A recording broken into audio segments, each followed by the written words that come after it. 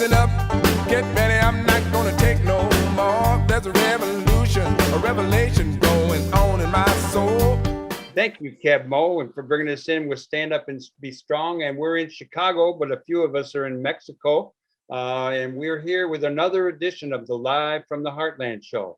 I'm Michael James, and co-host Katy Hogan is actually with us down there in Cancun. And we got some great guests. We got Justin Kaufman coming on to talk about all things Chicago. We've got Adam James doing a progressive sports report from LA. And we have the filmmaker John Anderson, who's going to talk a little bit about the late, great Sam Lay, who passed this week, as did Jimmy Johnson. So get ready for this show. Get ready to roll. Here we go. Good morning, Katy. How you doing down there? I'm at Girls Just Wanna weekend, the Brandy Carlisle sponsored 4-day little women-run Woodstock. Extravaganza. It's quite wonderful. And I saw Sheryl Crow last night. I saw Tanya Tucker and Brandy the night before, which who knew? Tanya was so flipping great. You know, and I did a water slide yesterday, which was pretty fun. Because you're in. She's breaking up a little bit. And we may have lost her, but stick around. And we will go to, let's talk to Luis down there in Mexico. He's over in Veracruz. Good morning to you, brother. I think you're on mute. Now you're on. Morning, Michael. I'm right here, ready. I'm wonderful, enjoying the lovely tropical winter that is February in Veracruz. Very well-known place for incredibly very high winds from the north hitting town right now. But it's a nice refresher from the heat that comes from most of the year. That's great. And we have a new person with us on our team, Emilio Davis. Show us your face there, Emilio. He's here in Chicago, as am I. And when Katy's down there in Mexico, I have to deal with the Facebook, Zoom, all that stuff that I'm not real adept at. I might be a bit of a Luddite, but we're trying, and that's why we have all these people on the screen helping me out. And so far, so good. Emilio, welcome to the Heartland team. Glad to have you. Glad to be here, Michael. All right, Katy, we're going to try you one more time. What do you got planned today besides a test, a COVID test, so you can come back to cold Chicago? It's 11 degrees. Oh, God. I'm going to see some absolutely wonderful music this afternoon on the stage, in front of which most of the audience is floating in floaties in the water. I mean, the floaty culture here is out of this world. Here's a drink floaty. And I said to this lady I was standing behind yesterday, I said, do you know you have a flamingo eating your back? And she said, yeah, that's my drink coaster. So it's wild. And then tonight is the big final, and they do ladies from the 80s. So people actually bring costumes of like 80s stuff, like leg warmers and God knows what. And when I heard about it, I said, hey, I'm still wearing clothes that I wore in the 80s. What's costume about it? Anyway, it's fabulous here. And everyone is just totally joyful. Even the people who are working, they're pretty happy to have, 5,000 women around them too. Go figure. Well, that's great to hear. I was in Cancun once, kind of in the middle of the night, and some guy gave us a place to sleep in a barracks. That's just when they were building up the place. Did you see much of Mexican life while you're there, Kate? Heck no. I landed in the airport, got in a bus. They took us to Hard Rock Resort. This is a place, those of you who know me, I have never been, would never be, but thanks to my girlfriends, I am. The only part of Mexican culture I know are all the Mexicans surrounding me that I talk to. But okay, well, you have a great time, and I hope you test negative so you can come home. But if you can't, you'll be hooking up over there in Veracruz with Luis. You betcha. Luis, true. you've been back home for a while now since you graduated from the great Loyola University. How about telling us how life is for you down there? It's wonderful. Mostly, it's been an incredible change. I never expected that I would suffer culture shock going back home, personally. But after being in Chicago for 4 years, and then before that in St. Louis for another 4, coming back home really was a shift, an incredible tone shift. But I think we're finally adapting back into my home country, and not only that, but my hometown. Veracruz culture is now seeping little by little into my being, and it feels nice. It feels refreshing to be back here, to be back again with this culture that I have missed for such a long time. Well, it's great to have this report from all the sunny places that you two are occupying at this time. I'm going to switch us now to a little bit of news. I'm going to say goodbye. There's some Bye-bye, sun Kate. that Good to needs have to you. be caught out here, so I'm going to go catch Okay, some sun. Well, Katy has definitely reported on the good things that are going on for her. For me, I had great luck with the U.S. mail this week. We got a new copy of The Sun, which I will show you all briefly. This is a great magazine for people to get. It's called The Sun. It comes out of, I think, North Carolina. And you will love it if you don't already have it. And I saw somewhere an article on this fellow, Roy de Carava. And I ordered 2 books from Amazon. And the first one that came was a tiny book with pictures of his and text by Langston Hughes, which is wonderful, but the pictures aren't really very visible unless you got a magnifying glass. But this book is just filled with wonderful photos. So I had never heard of him before, Roy de Carava. Check him out. There was an article somewhere, probably, I don't remember where I saw it. Given that, for the good things, on a more negative front, but also good that it's coming to people's attention, Amnesty International has formally accused Israel of being an apartheid state, subjecting Palestinians to a system founded on depossession and exclusion. Now, of course, the US and Israel have denounced the report. On the military front, we all are paying a serious attention to what's going on with Russia and the Ukraine. I was in the Ukraine once with Athletes United for Peace, but back here on the general front, the US Army has begun to, this is our COVID report, US Army has begun to discharge non-vaccinated soldiers. As of January 26th, 96% of active duty soldiers in the Army were vaccinated. Those who have asked for a medical exemption or religious accommodations are temporarily exempt from the vaccination requirement, and their requests are being reviewed. Moving on down the line. Those of you who are regular listeners to the show know that we kept you up on the Amazon organizing efforts in Alabama.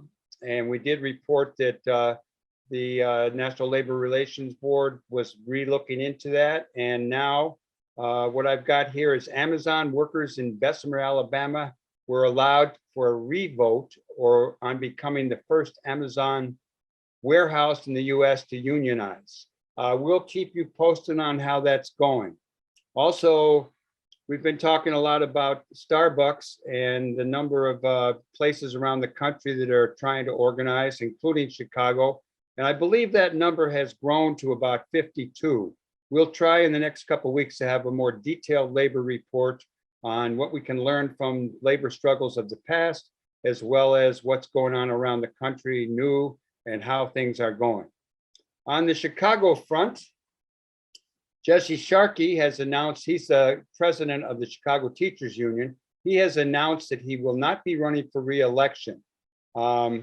He is confident that there are many capable people in the ranks of the Chicago Teachers Union, and he wants to go back to the classroom. We shall keep you posted on that too.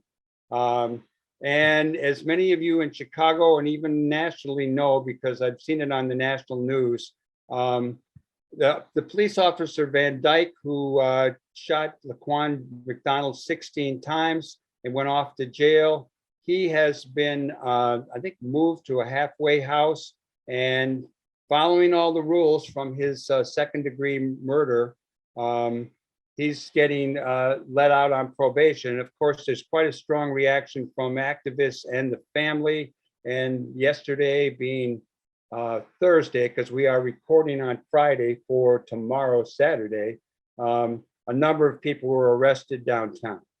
Let's see what else I got. I think that's what I got for our news. We're going to get ready with a little musical break. I'm not sure what we're going to play, but we're going to play it, and we'll be right back with more live from the Heartland here on the left end of your dial at WLUW 88.7 every Saturday morning from 9 to 10. It's also streamed on youtube.com. No, excuse me, it's streamed on WLUW.org. And then later you'll get to see it at youtube.com/Heartland Media. So we'll be right back here. Listen to a little music. We got our first guest, Justin Kaufman, coming on. See you in a minute.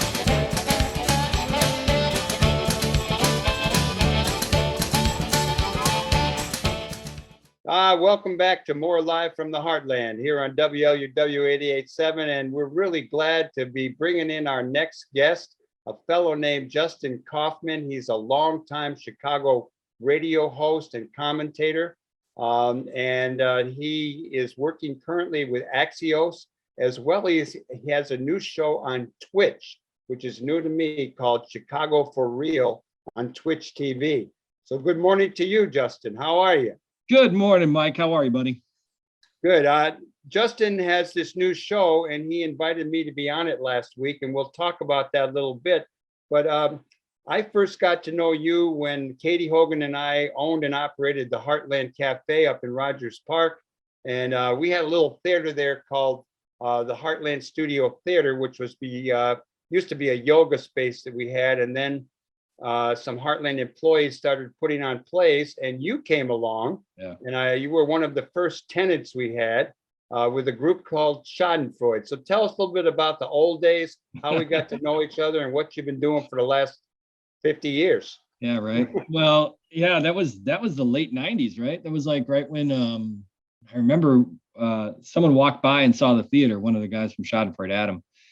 And he's like, this place is great. And he brought us up there, and we're like, this is perfect, because we were looking to put on our own independent sketch comedy show. And we came to you and you said, good to go. And the only thing I remember about the first couple of days is you had somebody already in there that was like doing a show. I forgot his name, but then we found out he was kind of sleeping in there. Like that was, I don't know if you ever knew that, but this guy was like, just like set up shop, and he's like, this will be my home. So he was a little shocked that you had rented it out to somebody else. But yeah, we had a great run there. I had a great time at the Heartland Cafe. Schadenfreude had a good run. We got a ton of positive reviews back doing that show. I remember the Reader had us, or the New City had us as a top show of 1999. And it was all at the Heartland studio. People would line up. They'd line up because there's only like 40, 45 seats to see us every night do new shows, at 10 o'clock. So it was always fun to hang out with you and hang out with the Heartland and be a part of that Rogers Park community for a couple of years. And then you were, for a long time, you were with WBEZ, and then you went with, what's the other one? WGN. WGN. I got to talk to you on the air both times.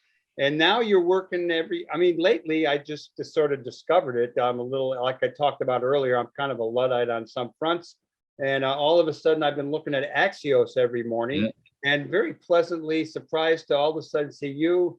And I think Monica Eng is on there Yep. with you, and you do a report. Tell us about how Yeah. that came to be and Well, what you do. Yeah. I right at the pandemic, I essentially didn't renew my contract at WGN, so I started doing some freelance stuff, and I caught on with Axios does a national podcast out of DC, and so I was on that team for a couple of months, and then they decided to they do like different cities. So Axios has Atlanta, Axios Tampa, Axios Charlotte, and they were going to expand to Chicago. So Monica and I reached out and said, hey, Monica's been at the Trib, the Sun-Times, BEZ. She's been everywhere. I worked, as you said, BEC and GN, and we said we want to write this. It's essentially an email newsletter that goes out every morning. It's less than 1,000 words, and you write probably 4 or 5 stories, and you really get to the heart of it. If you're familiar with Axios, they're a national brand. They do that kind of style of journalism at the national level, like they call it smart brevity, where they don't mess around. They don't do anything that's like more than 400 words. They're just like get in, and the idea is they hire people who have experience, who like can get to the heart of the matter in the story, so you don't just waste words. And that's what we do, and we do it every day, Monday through Friday, and it's actually a ton of fun. And you can sign up for it and it's a free newsletter you get every morning. And we also write stories that are coming out of Chicago for the network, for the national crew out in DC. So what time do you wake up in the morning to put this together? Or are you staying up late the night before? How much time you putting in every day on it? It's a day. It's a long day, because you end up most of the day, like today is a good example. I'll be working on Mondays. So you already kind of have an idea, just like, producing a talk show, what, you're going to do on Monday.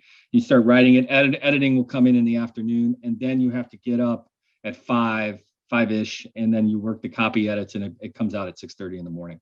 So it's a weird schedule where you're kind of already did your work, and then you got to get up again and do it again, like, if that makes sense. So I don't even know how many hours a day I'm working, because there's naps in between. That's the only problem. You want to be as fresh and as immediate as possible, but short of getting up at 2:00 in the morning and working on it till it launches at 6, you got to find ways to be available at all parts of the day. Well, you cover it all. I mean, you got the heavy and the light. Yeah, that's the idea. It's Friday morning recording for Saturday's show, and then forever on the YouTube. I didn't get to look at it this morning because I couldn't find my invite I had sent to you guys, and I'm. So what did you cover today? Give us a little example of what's in Monica had an awesome piece about school lunches and the contracts for how CPS and other schools in the state of Illinois get their school lunches. There's a state law right now that they're trying to change, but there's a state law on the books that says that the state has to take the lowest bidder. Like, anyone who comes in, they're like, it doesn't matter, it's taxpayer money, you got to take the lowest bidder. And that has led to pretty crappy food. There was a teacher, that's where we're at. There's a teacher in Peoria who went to his social media and he showed some of the images, and he got fired. Like, the Peoria school district didn't like that, and they fired him. But he pointed out, this is not edible, or it doesn't look right, or everything about it. And there's a lawmaker down in Springfield who's trying to change it to say, what are we actually doing by saying lowest bidder? We're saying that money is more important than actual nutrition and making sure that our kids are fed, and that's something that most states, I think it's 48 states, don't do that. They take the best bid.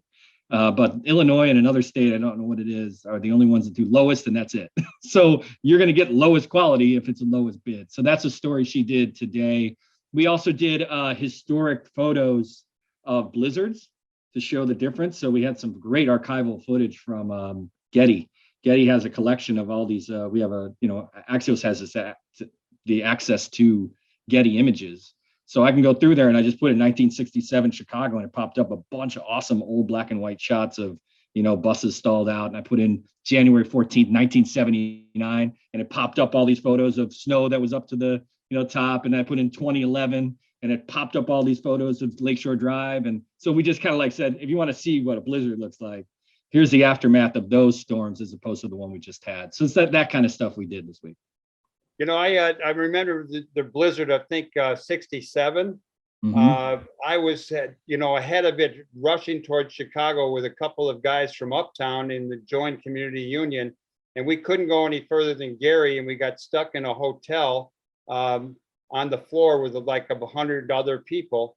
And there was this old blues singer who'd been on the bus on his way to Chicago for the University of Chicago Folk Festival, Skip James. And I asked him to play some music, and these young African Americans with their boom boxes didn't like it. They turned them up real loud. Oh, no. I finally said, wait a minute, this is an older guy, but he's really kind of famous and important. Anyhow, that's my story from then. A little bit later, we got back home to Chicago and kept digging. What else did you cover? We're working on a story. We're working on a story for Monday about how Minneapolis does snow removal.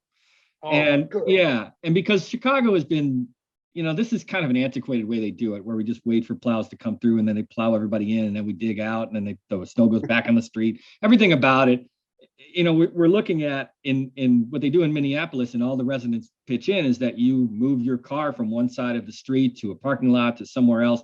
They come in and they at a designated time and they do every side street on one side. Then the next day they do the other side, just like you might do in, parking restrictions in New York, things like that. But it works. And then they don't have dibs. They don't have any issues like that because the city takes care of it. But Chicago, because of whatever reasons, has tried this a couple times. This is what we've learned. In 1979, which is when Michael Bilandic famously messed that up, the reason it got messed up is because he tried to do the Minneapolis way and Chicago just said no. So essentially, there's a little bit it's more than that. Here's what happened, which actually is fantastic Chicago story. He essentially wanted to change the way that we do it. He asked residents to go park in Park District and school parking lots for the day so they could do it, but then failed to dig those parking lots out. So when people showed up to put their cars in there, it wasn't plowed. So they couldn't get in. So it was mass. Think about the pandemonium that would cause if everyone's going to a parking lot, yet Streets and Sand forgot to do or didn't get the message. And that's why Michael Bilandic actually lost that mayorship. The second is in 1999, 2000, they tried it again. Like Daley tried it with his Streets and Sand guy at the time. And there was a lot of confusion about it. And at the end of the day, Chicagoans either didn't get enough notice or just didn't care. Like we were supposed to move our cars and nobody did. And so then there was problems with that 1999 storm where, people didn't get plowed out and things like that. So we're looking at that story for Monday. I'm glad you filled us in on that because I saw it somewhere. It might have been you mentioned it earlier. Yeah. Or somebody made a comment. They'd been in Minnesota and they did it so much better. And I couldn't, it's one of those things in my older age, I couldn't remember where I had read it. But I'm glad you filled this in because that's great. Yeah. Now, what led to this time you coming on live from the Heartland was your invite to me to be on your Twitch. Yeah, right on. So tell us about your new show, what Twitch is, what your show is, how do people get it, and what you do. Sure. Twitch is a notoriously historic gaming platform. So a lot of kids, when you hear this, the phenomenon of kids watching other people play video games, Twitch is what that is. So gamers get on Twitch and they broadcast live video and you can watch them play a video game. That's where it came from. It's actually a pretty popular channel for that. During the pandemic, a lot of music venues, and you see this in radio and other places, they gravitated there when you couldn't have live audiences. So you saw at first the Hideout was there for a little bit, theater companies are there because they're putting out shows, Improv, Second City, things like that. So at the time, about a year ago, I got together with about 6 or 7 creatives in Chicago, really fantastic people from Second City, from other places, to create an ensemble that would do work there. So we've had all sorts of people from Susan Messing, from fame from IO and Second City and The Annoyance, to Lisa Beasley, who right now is doing the great impression of the mayor. Mayor Lightfoot, if you haven't seen that on TikTok and Instagram, she does a Lori Lightfoot impression. Shantira Jackson, who's actually a staff writer was on Amber Ruffin's show and also Big Mouth on Netflix. She's got a deal right now, production deal with Seth Meyers. So it's like there's a lot of really cool people that are involved in this. And when we have an idea, we have a platform. So we create sort of Zoom programming. So tonight, for instance, Friday night, this airs on Saturday, but on Friday nights, Susan Messing and Rachel Mason and Neil Dedande and Rich Sohn do improv. I do a show once a month called No Wristbands Required, which is what you were on, where every month I will do 1 hour just on one Chicago neighborhood. What makes it tick, what's the cool areas, what's the storefronts, some history, and we had Rogers Park was the last one we just did, which you were on last week. And I also do a show every Monday that's called The Chicago Game Show, which you should come on, which is like a Jeopardy for Chicago, but it's dumb. It's not your Jeffrey Bear WTTW, let's talk about the Chicago Fire. It's more like, Dennis Farina old style commercials. Like it's that kind of stuff where we're talking a little bit more about pop culture Chicago, and it's on Monday nights. And the address is easy. It's just twitch.com/Chicago 4 real. That's it.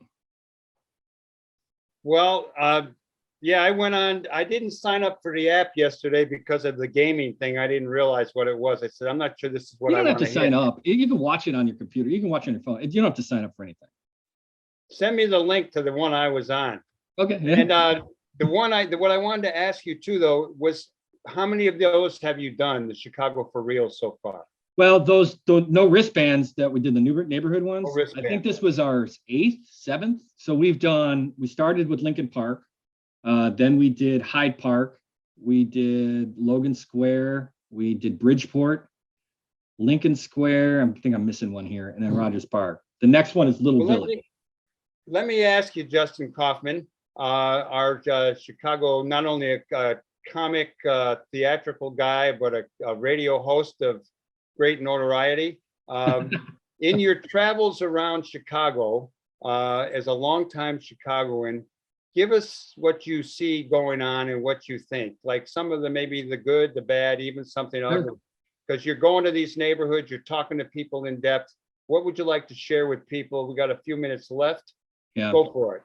I think what I notice, I think Chicago's got an energy to it that surpasses any challenges that it has to face, in pandemic or violence, whatever it might be. Okay. That you'll see a ton of. I can't stand when people want to politicize or do anything about the things that are bad about Chicago, because a great example. We talked about Rogers Park in the 90s. That was a different time, and we lived it and we enjoyed it, and we culturally were satisfied, and we all were a part of a community. And there was a ton of violence and there was a ton of crime. There was a lot going on at that time in 1998 in Chicago, right? I mean, that's something that people need to recognize, especially when a Facebook group from my neighborhood says, they can't believe somebody got carjacked on the corner. You're like, well, that's a part of living in a big city where you have millions of people that live on top of each other. I think the bad right now is that I don't think we yet understand the impact of this pandemic. You will go to places like Rogers Park is a good example. I think of like Edgewater, where right there on Bryn Mawr, how many businesses have actually gone out of business. And you see this all over the place. And we're kind of like a lobster in a boiling pot because it's gradual. So, that we're not in lockdown, so we're not paying attention to what's happening to these businesses. But if you did a snapshot in 2019 and you did a snapshot again in 2022, you might see a different Chicago and you wouldn't even know it. You'd see all these businesses that have closed or went under. Every day you see an announcement that somebody says, hey, after where I live, there's a toy store that everybody counts on that's like maybe 2 blocks down that was like, just made the announcement saying we can't do it anymore. And so I think that is something we should pay attention to as a city, that how we look and how we feel and how we work and how we spend money is going to change. And we may not be paying attention to that because we're working from home or possibly only going to where we need to go because of the pandemic. You're not recognizing that there's big swaths on the south side, west side, and north side that are all changing right in front of our eyes. Well, that's good to fill us in on that stuff and give us some hope. Okay, this is good. Let me ask you, we're going to do a little sports segment next with Adam James from LA. Great. And you got any little sports commentary? You rooting for the White Sox, the Cubs? Love the White Sox. I'm a White Sox guy. Yeah, I'm a White Sox guy. I'm bummed about the lockout because I was really hoping that we'd have a fun off season of like free agents and things like that. Hopefully they got that reconciled and we can add some. I think they still need to, I don't want to get too deep in the weeds. I think they need another starting pitcher and I think they need a right fielder, but hopefully they know what's happening, because when we got to the playoffs, which was very excited, you recognize really quick that we may not be ready as the Astros just steamrolled us and scored run after run after run. That was not a good experience for a White Sox fan to think we had such a great year to get to the playoffs and be like, oh, we are not even competing with the best. Like we're not even close. So that to me is what I'm worried about. Thanks a lot for coming on, and let's go to a Sox game together. I love it. Thanks, Mike. Good to see you, man. See you, Justin Kaufman. Thanks a lot. Okay, you are listening or watching live from the Heartland on WLUW 887, WLUW.org, YouTube.com/Heartland Media, podcasts on Spotify and Google. We're going to play a little tune by Jimmy Johnson. Jimmy Johnson passed away this week, as did Sam Lay. We're going to talk about Sam a little bit later in the show, but let's take a little break from the album Barroom Preacher. And I think the song is Little by Little, and we'll be right back with more Live from the Heartland. Stay tuned here on the left end of your dial or wherever you're getting the info from.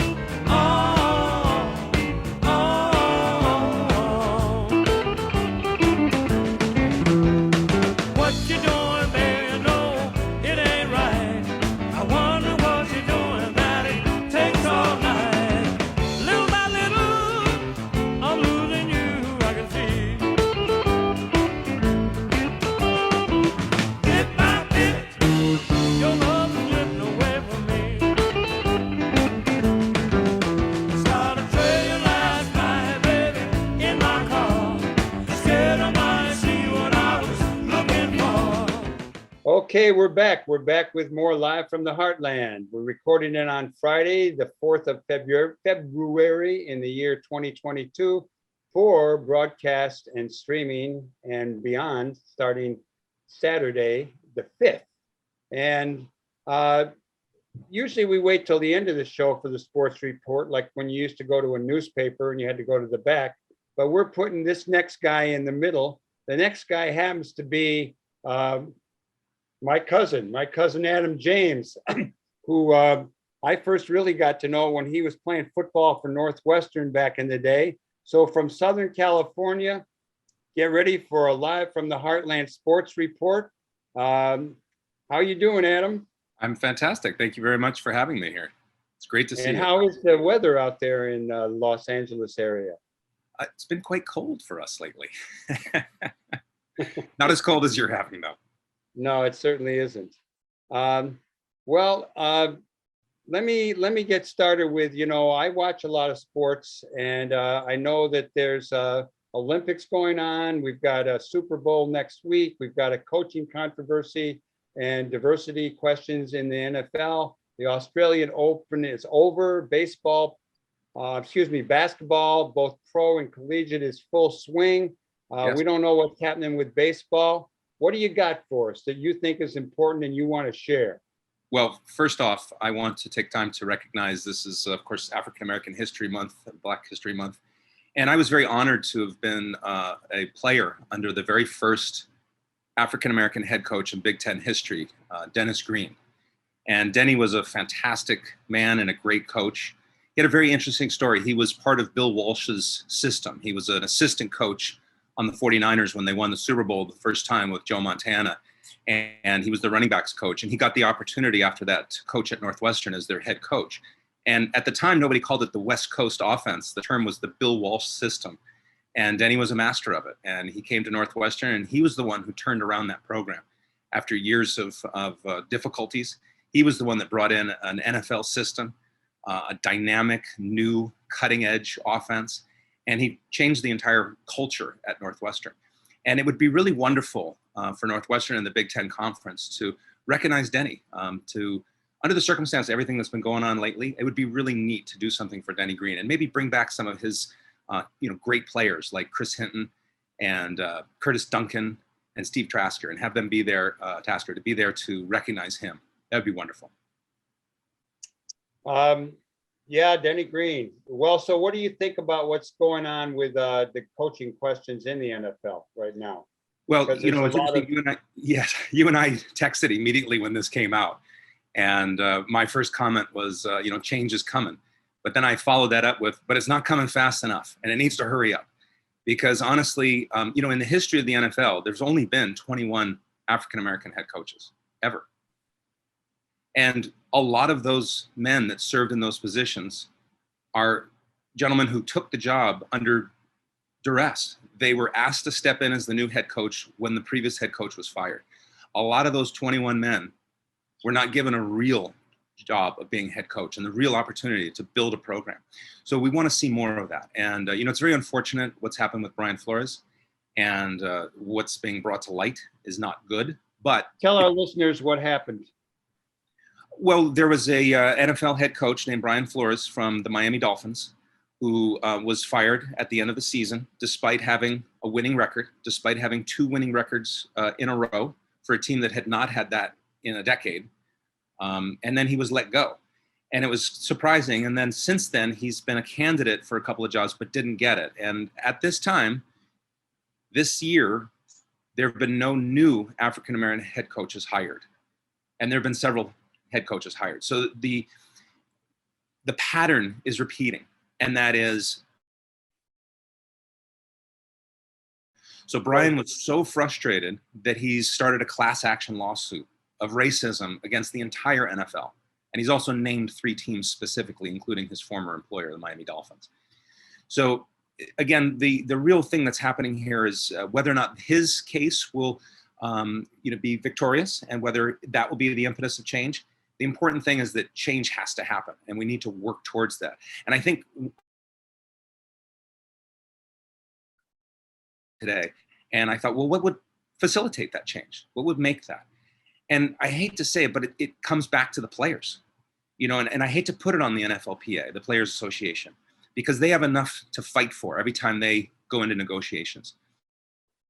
That on the table, when they go in to negotiate, that the NFL needs to be more progressive and more active in hiring African Americans into coaching positions, into leadership, administrative positions, that I feel will have an impact. And it's because the NFLPA is predominantly African American, because the players are predominantly African American. So let's see them put some pressure. Let's see the NFL owners start making some changes. Like to see it. Well, when all this broke in the news, the NFL, of course, talks about its commitment to diversity. Yes. But how do you see that, and that it's sort of a false claim in the light of Colin Kaepernick? Remind people what happened to him and how this all fits in. Well, Colin Kaepernick's situation is complex. He was a very good quarterback. Some would say great. Others felt that he was limited in his play. And when he put himself into a controversial position, owners felt that his level of play wasn't creating. But Colin had an important message and people needed to hear it. And he sacrificed an NFL career, certainly a portion of it, in order to get that message across. And I respect that tremendously. And, the one thing I will say about the NFL is it's kind of like law enforcement and the military. There's obviously a lot of entrenched, systematic, inappropriate, and sometimes even illegal activity. But I believe that there is a commitment to being better. There is a commitment to the ideal. And so the NFL, I truly believe, will make changes.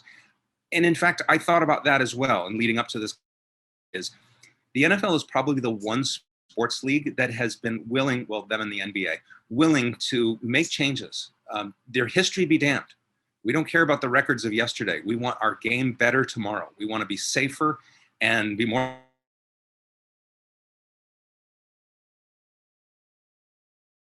There we go. You're back. Did I freeze? Yeah, you froze. Say that last sentence. It's the new technology. I was just saying that the NFL and the NBA have been willing to make changes, and we'll hopefully continue to see those. You got any hope for the baseball season? Or let me ask first, who do you think is going to win the Super Bowl? Oh, yes. Super Bowl this year. I truly believe it's kind of a unique dynamic because you've got a Midwest Cinderella story, the Cincinnati Bengals, a team that many people never thought would ever get close to this. And they've just got an exciting, dynamic team filled with young, terrific players. The wide receiver and the running back are spectacular. The quarterback obviously is a magic man. It'll be fun to see that Midwest team bring some toughness to the Super Bowl. And on the flip side, you've got that glitter of the Los Angeles Rams, loaded with a lot of star players here and there. They, for those of you who don't know, the Rams traded away many of their future draft picks in order to fill this team with a lot of veteran players that are a little bit older now, but are terrific. And so that Hollywood versus the Midwest. Okay, that's a good one. But before I let you go, Adam James, give me a little take on your take on Joe Rogan and the Joe Rogan show, because you and I had some interesting conversation about it. Yes, well, I'll attempt to be brief, but Joe's a really interesting person. Joe Rogan is a comedian. He started his career coming to Hollywood to be a comedian, and he had a lot of success. He was signed by Disney, and he had a lot of opportunities. But he's also a passionate athlete, and he loves martial arts. And he got involved with the martial arts scene here in Los Angeles, and he was hired to be the commentator for UFC long before it became the major sport it is today. In fact, Joe deserves some credit for bringing credibility to that sport and helping usher it towards the new level of professionalism that we see in the UFC. And of course, he's taken that opportunity to increase his UFC. That's fighting, ultimate fighting kind of. Correct. The ultimate fighting, the MMA. And again, now it's kind of an accepted sport in many circles. It's still some hard to watch. Question it. Mm-hmm. But ESPN puts it on their website and all over their commercials all the time because, of course, they're doing business with them. But regardless, I really respect that Joe has built an amazing career for himself, and he's been a part of some other terrific organizations growing and helping people and feeding all that great stuff. I don't appreciate that he's used the opportunity that he's been given, this platform, to give others a chance to, share misinformation, which is quite clear. And my other concern is that, in opportunities for him to bring greater clarity, rather than saying, which would be really great, hey, I'm not a doctor. I'm just a regular Joe trying to figure this stuff out. And here's what I'm thinking. But oftentimes he comes off a little bit more like, I'm an authority on this topic. And I really wish he would take a little bit more of an everyman's approach and just say, hey, I'm here to help my listeners get more information. I'm sure if he heard me say that, he'd say, that's exactly what I'm doing, buddy. So just shut the hell up. But I'm allowed to have my observation, and my feeling is that he's missed opportunities to be a little bit clearer about where he truly stands. And I'll add one more thing, and that's Dwayne "The Rock" Johnson, who, again, I have a tremendous respect for. He and Joe are both great guys as far as their accomplishments in life, but I'm concerned with how sometimes they have these opportunities to share information and they just send a message that, to me, is hurting people. So what The Rock did the other day, Dwayne Johnson, is he sent a message out to Joe Rogan saying, hey, buddy, good job. And he was basically saying it to Joe Rogan's quote unquote apology. Joe's apology wasn't really a true apology in the sense that he acknowledged that he has shared misinformation and he's giving people a platform that really have no business sharing.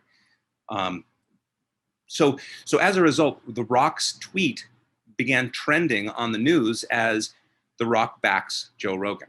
I don't know if that was The Rock's intent, but I said to my son when I was talking to him about The Rock, because we love that guy and we think he's awesome. And I said, what would have been really cool is if he said, hey, buddy, I really like you. You're my friend. I don't like what you did. I don't like how you gave misinformation. I don't like how you gave a platform to a quack doctor. But I like that you made an apology. A little half-assed, but I like that you're trying to get better. So keep going. That would have been a cool message from The Rock to Joe Rogan. But again, I'm not him. He has a right to say what he wants. Free speech. Well, cousin, it's really good to see you. We'll have you back on the show in a month or so. All you people who are listening or watching, whatever it may be, we're going to take you out, or we're going to take a little break, and we're going to go out with Maggie's Farm by Sam Lay, and we'll be talking with John Anderson, who has made a film, Sam Lay Bluesland, and we'll be right back with more Live from the Heartland. I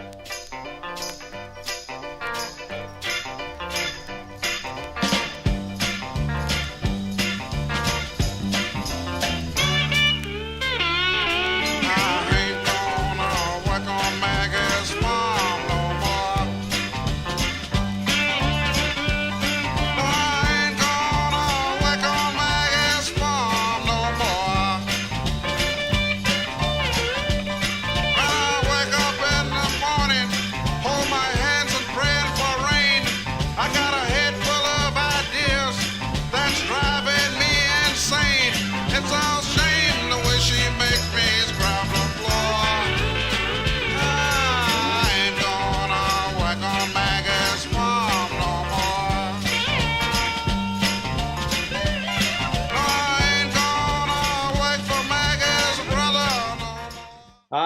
thank you, Sam Lay, Maggie's Farm, a Dylan tune. And Maggie's Farm is, excuse me, Sam Lay did play with Dylan when Dylan was at Newport and went from folk to electric rock and took a lot of heat, but we've been loving it ever since. And with that said, we want to bring in our next guest, John Anderson, a filmmaker. Good morning to you, John. Good morning, Michael. Am I correct that you were on the show earlier with your film about the Paul Butterfield Blues Band and Paul Butterfield called Horn from the Heart? That's right. That probably had to be 2 or 3 years ago. I love that movie. And I used to go see, as you and I were talking before we got back on here, I used to go to the Blue Flame at 39th and Drexel and see Paul Butterfield. And they used to have a shake dancer. It was quite a scene. I don't know if Sam was playing with him then or not, but why don't you tell us a little bit about Sam Lay? And he passed this week and he's gotten a lot of accolades throughout his life. And he was a wonderful human being. I remember him at the Heartland one time when I think Corky was on the show. Fill us in a little bit, brother. Well, he enriched a lot of lives, didn't he? Mine included. You know, he was a light. He was a force. He was, unafraid. He was strong. It wasn't an act. You know, I never saw him get stage fright. I would like to hear of anyone who ever saw him display that. He was always ready to go. And he brought that to his music. You know, he brought that adventurousness, that sense of humor. He brought it to his drum style, if there is such a thing, and there is. He proved that there is, and that's what makes him one of a kind. I think there was a quote last night that was sent to you from Bob Dylan. You want to share that?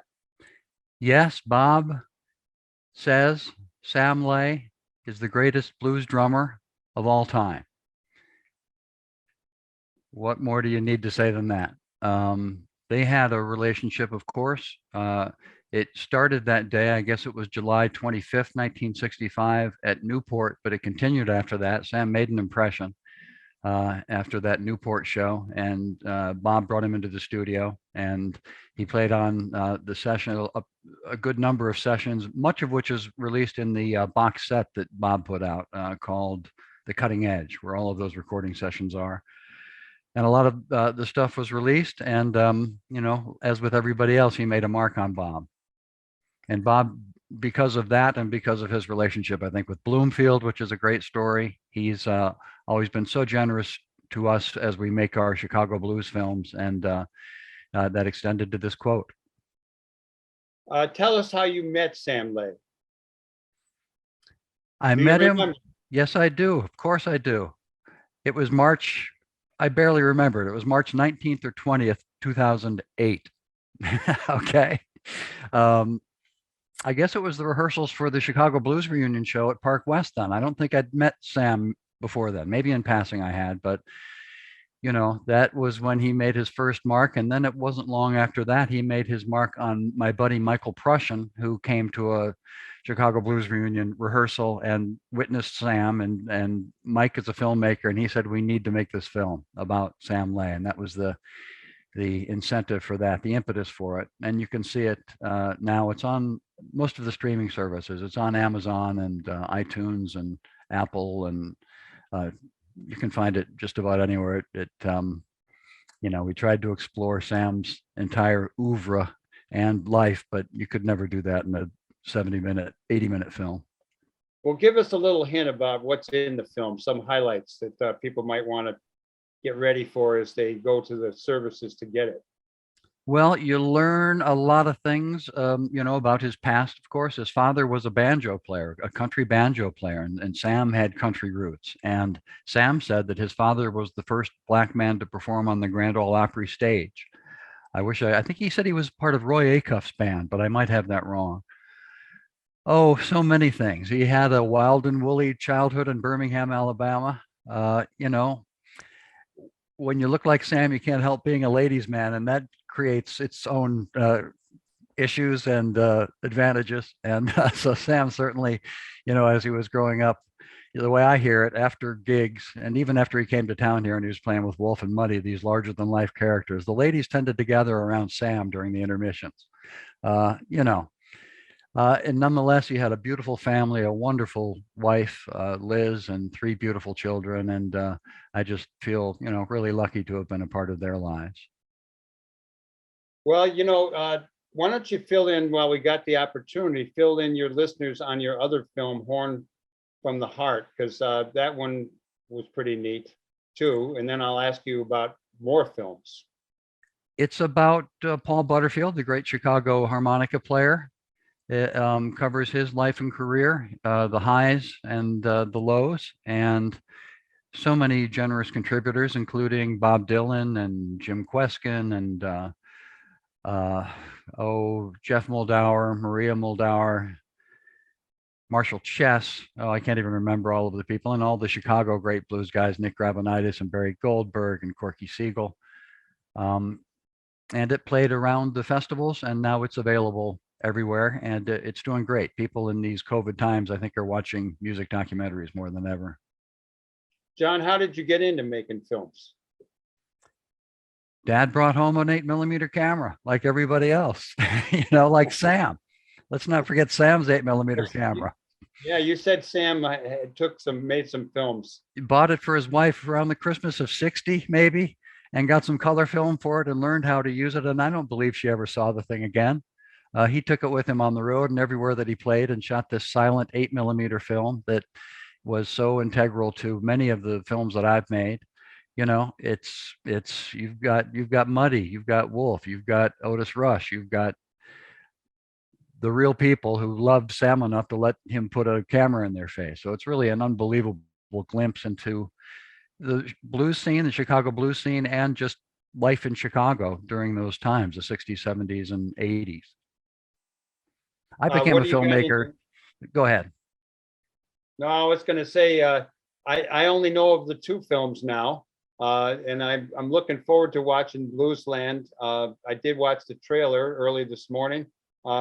What do you got in the works? What's in the pipeline, and what other films have you made that you want to share a little info on? Well, you should go watch Brian Wilson Presents Smile. I've done a handful of films with Brian, and that's my favorite, and it's on YouTube. You can watch that one for free. It's just Brian at his pinnacle of performance. And there's a program you can probably find on YouTube too called Brian Wilson on Tour. Those are two that I like. I'm working on a film now about the Manhattan Transfer that is going to get done this year, the vocal group, and their 50th anniversary is coming up this year, and they've got a big box set release, 50th, I think, releasing all their stuff plus a new CD. So I'm working on that, and I'm working on a Brian Wilson reissue and lots of other little bits and pieces. I'm working on getting a streaming program off the air or off the ground that is comprised of my film outtakes that nobody ever gets to see. Well, you're keeping busy. Are you here in Chicago? Yeah. North side, south side, west side? West side. Okay. And what do you do for fun? What do I do for fun? That's a great question. What do I do? I used to do a lot of things for fun. Can I get back to you on that? Oh, I listen to music all the time. That's what I do. I listen to music and I make music. I'm a musician. I've got a band called the Cleaning Ladies that's been around since '78. So we're always doing stuff. So yeah, music is pretty much what I do for fun. Well, we want to thank you for sharing this information. And how about I hit you up for one more memory of something that people might want to know about Sam Lay? Well, do you want to hear about the time I lost him? Yeah.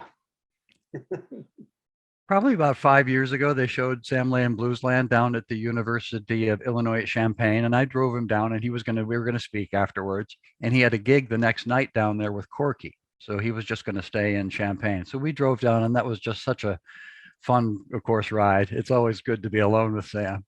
And we did the show, and the next day, all I was supposed to do was take care of Sam and hand him off to Corky. Okay, doesn't sound that difficult, does it? And they were coming down from Chicago, and they were going to get there in time for me to get going. Well, I don't know if they were delayed or if I had to leave early, but an hour before they got there, I knew I had to go, and I went into Sam's room and I said, Sam, do me, if there's ever one favor you do for me in this life, just for the next hour, don't go anywhere, which is hard for Sam. Sam is a mover and he's a shaker.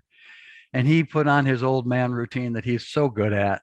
he's lying on his bed with his muscle tee on and just trying to look tuckered out and saying, "Oh, I don't even know if I'll ever walk again," or something like that. Like, of course he's not going anywhere. I thank him. I look in his eyes. I think I can tell he's telling me the truth. Get on the road. 60 minutes later, my phone rings and it's the nightmare phone call I had been dreading. It's Holly and Corky. "Where's Sam?" "He's in his room." "He's not in his room. Listen, we're knocking on his door. He's not. They gave us the key. He's not in his room." Oh, geez. I think I'm going to have to turn this car around and go on a search for Sam. Well, I say, just go, all hands on deck, just go walking around. He couldn't have gotten far. He was, 81, for God's sake. Well, sure. And the hotel was tied into this decrepit mall. It was all burned down and torn down. And it wasn't really a cool place to hang out. Well, they did go searching for him. And indeed, he had gotten about 1,000 yards away, all dressed to the T's, had his red suit on, had his cane. And this was before he even needed the cane. This was a show cane. Was sitting on this bench that probably 30 years earlier was a bus, waiting for a bus bench, just sitting there. I don't know what he was hoping to do, but they could see him from, miles away. So Corky and Holly gathered him up and he said, he was just trying to get some fresh air. Well, we're glad you found him, and we're glad that we got to meet him. And we're really appreciative of all the great music and good deeds he did. And may he rest in peace. And we want to thank you, John Anderson, for coming on and sharing some memories. People should check out the film Sam Lay Blues Land. Sam Lay in Blues Land. Yes, and go to my website. This is andersonproductions.com if you want to see what I'm up to. Great. Thanks a lot for coming on, brother. Thank you. You are listening to Live from the Heartland show. You may be watching it. We are on a lot of different ways. We are going to take you out with the trailer from John Anderson's film on Sam Lay. And if that doesn't work, we'll be playing another Sam Lay tune. I want to take this opportunity to thank all of the people on the Live from the Heartland team. Certainly my co-host, Katy Hogan, who is down there in Cancun. And Luis Mejia Arens, who is over there in Veracruz, thinking about maybe coming back to Chicago. Thank you, Lynn Orman, for hooking us up. Lynn Orman Weiss for hooking us up with all kind of great music. Gwen Brown and all the wonderful people at WLUW. And our newest member of the team, Emilio Davis. You want to show your face, Emilio, and give us a wave? Anyhow, we tell you all at the end of the show to there he is, give him a wave. Here's a guy who has some technical skills. He likes to write. He knows music, and we're looking forward to having you around, brother. And thank you again to Luis for coming on too. We encourage you all to do good in the world. The world needs all the good that we do. All power to the people. We'll see you next week.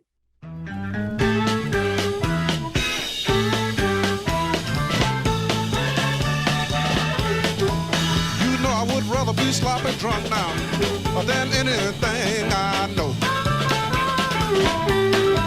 You know I would rather be sloppy drunk now than anything I know. You know it ain't another half of pain, boys. People, you really see me go. You know my gal, she done quit me, gone with someone else. She done quit me, gone with someone else. You know, and I'm sloppy drunk again, woman, sleeping all by myself. You know I would rather be sloppy drunk now.